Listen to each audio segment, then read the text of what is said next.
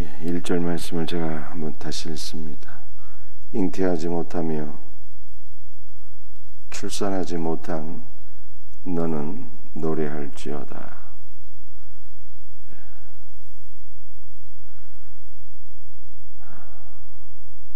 2021년 대한민국 출산율이 0.8명입니다.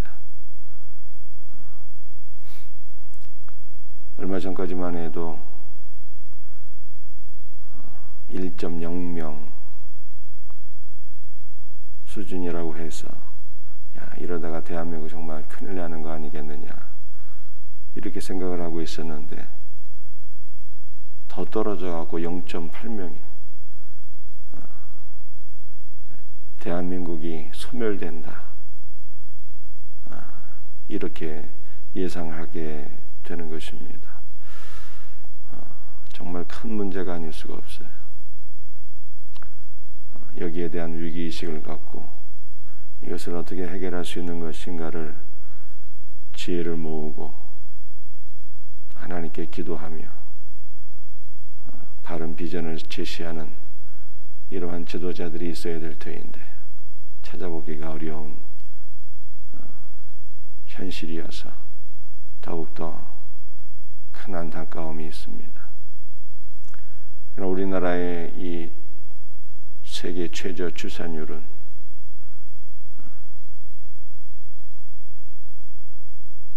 못 낳는 것이 아니고 안 낳는 것이죠. 경제가 어렵다고 안 낳고 힘들다고 안 낳고 낳기 싫다고 안 낳고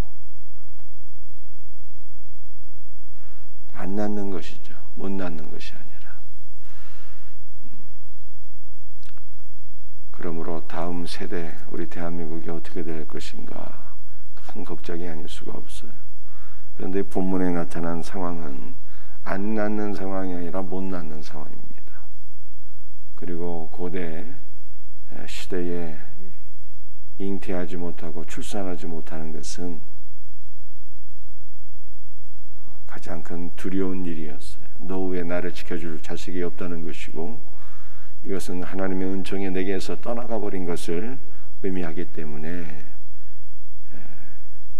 가장 불행하고 또 두려운 일이 아닐 수가 없는 것이죠.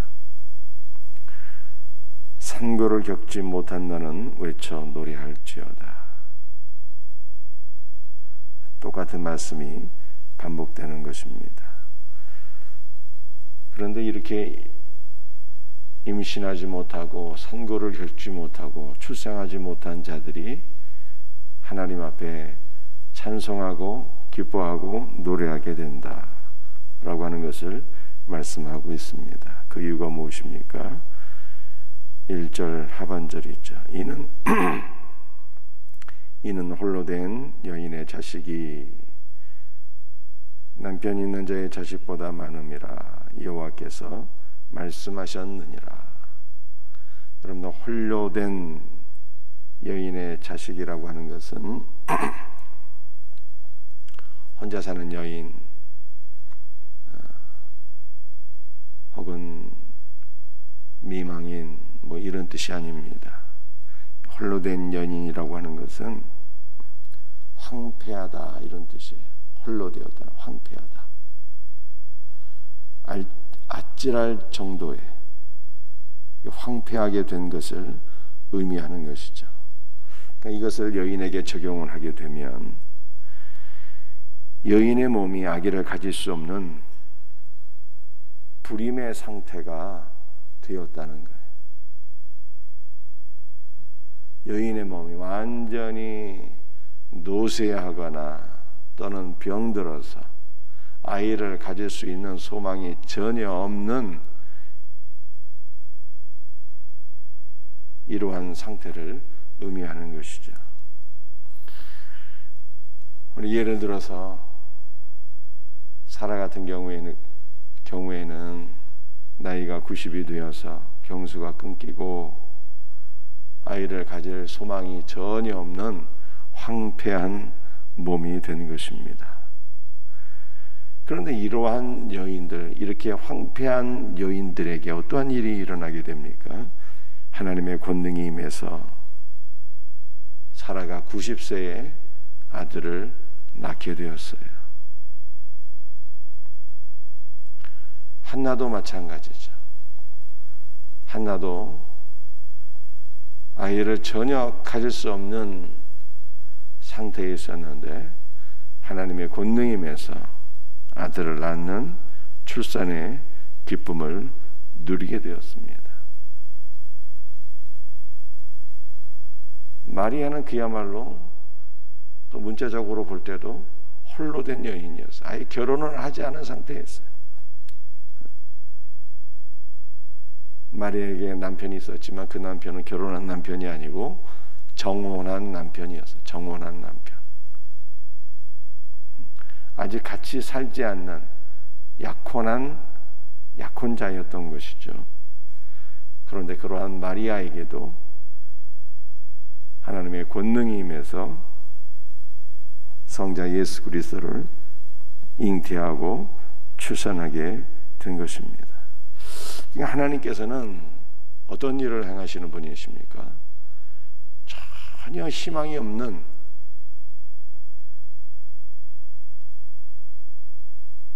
자들에게 창조의 권능이 임하게 하셔서 그들을 회복시켜 주시고 그들의 후손이 하늘의 별처럼 번성하게 하시는 분이시다 라고 하는 것을 말씀하고 있어요.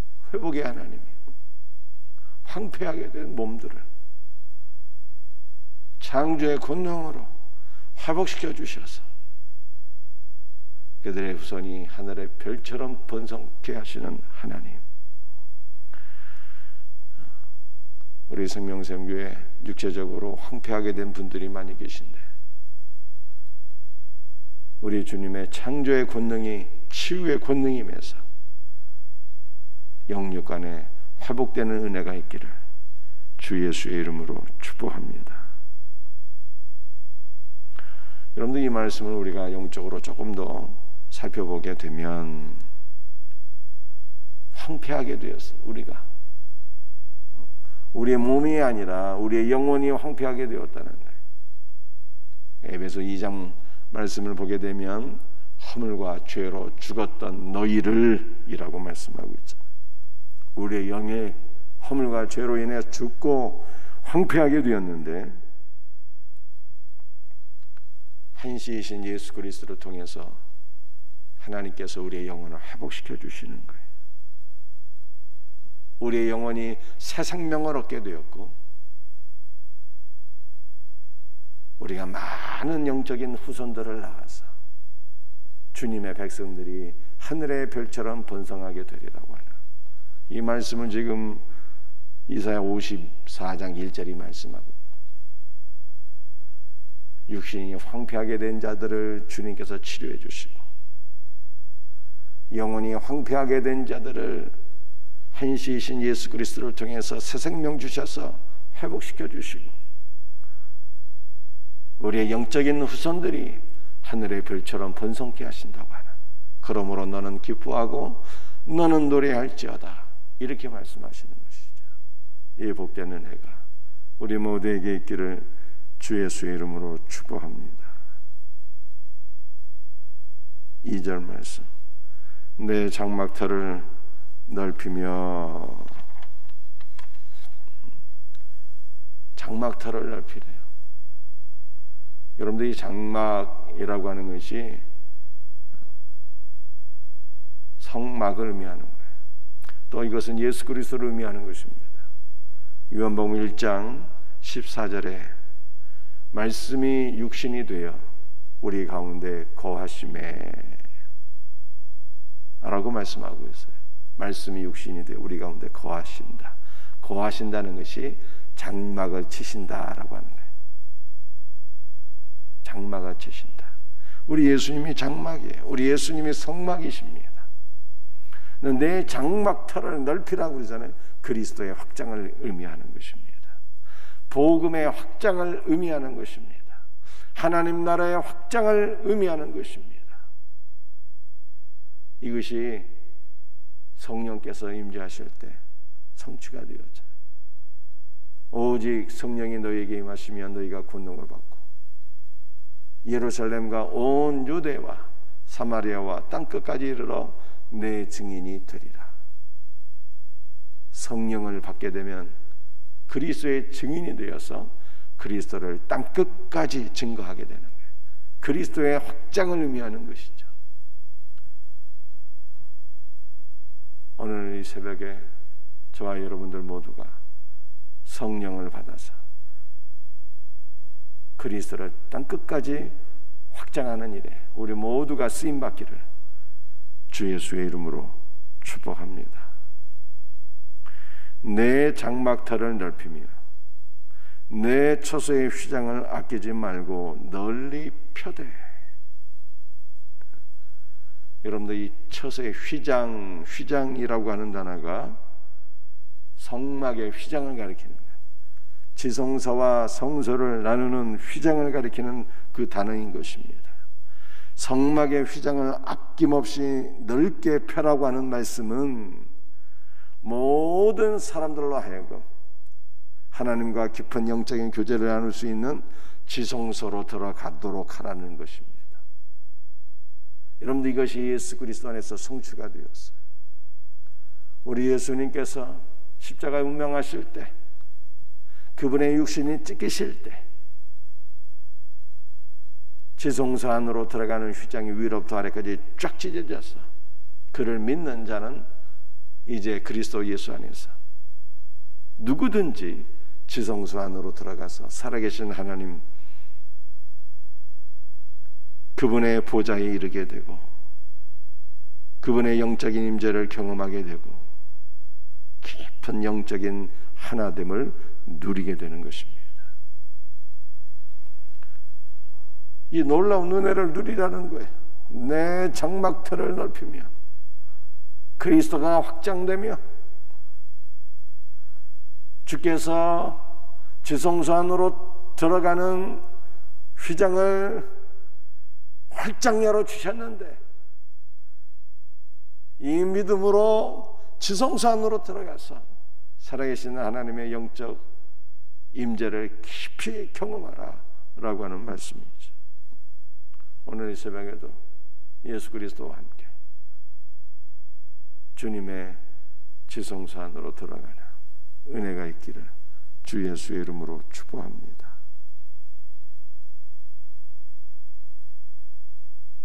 3절 말씀, 이는 내가 좌우로 퍼지며. 여러분들이 퍼진다는 이 단어가 어디서 또 기록이 되어 있는가 하면요, 창세기 28장에 하나님께서 야곱에게 주신 말씀이거든요. 내가 누운 땅을 내가 너와 내 자손에게 주리니 내 자손이 땅에 티끌같이 되어서 동서남북으로 퍼져나갈 주며 땅의 모든 족속이 너와 내 자손으로 말미암아 복을 얻으리라. 이렇게 말씀. 하나님께서 야곱에 뭐라 말씀하셨다고요? 내 자손이 동서남북으로 퍼져나갈 주며, 이렇게 말씀하셨거든요. 그 단어가 오늘 3절에 기록되어 있는 거예요. 이는 내가 좌우로 퍼지며. 여러분들, 이 말씀이 교회를 통해서 다 성취가 된 것입니다. 예수 그리스도 안에서 성취가 된 거예요. 오늘날 주의 백성들이 없는 곳이 어디 있습니까? 동서남북으로 주의 백성들이 다 퍼져나가서 전 세계 모든 나라 모든 민족이 복음을 듣게 되었고, 세상 어디를 가든지 크리스찬이 없는 곳이 없잖아요.